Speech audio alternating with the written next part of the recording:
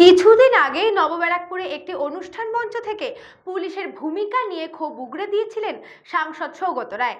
এবার সেই কথার পরিপ্রেক্ষিতে পাল্টা মদন মিত্র বলেন সৌগত রায় দ্রোণাচার্য হওয়ার চেষ্টা করছেন।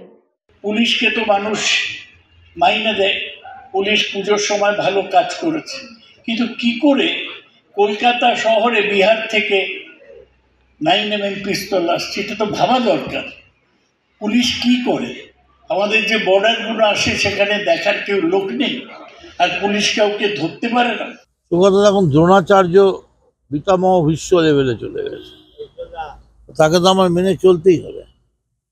সৌগতদা কি জানে যে সৌগতদার যে সিকিউরিটি, তার কাজ সৌগতদাকে সিকিউরিটি দেওয়া, তাকে দিয়ে কি কি কাজ করা হয়, চুন পান বাজার খাওয়া রান্না, তা সে সৌগতদাকে সিকিউরিটি দেবে কখন?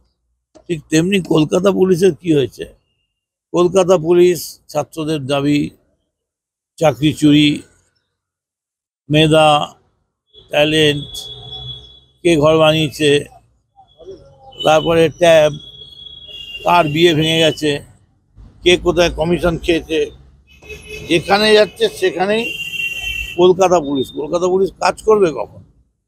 কলকাতা পুলিশ তো সারাদিন রোজ রোজ মিছিল আসছে, কলকাতা পুলিশের পুরো ব্যাটালিয়ান মিছিলে দাঁড়িয়ে আছে। কলকাতা পুলিশ যদি সময় পেত, একবারই সময় পেয়েছিল, একদিন 24 ঘন্টা, 24 ঘন্টায় সঞ্জয় রায়কে অ্যারেস্ট করে কলকাতা পুলিশ দেখিয়ে দিয়েছে।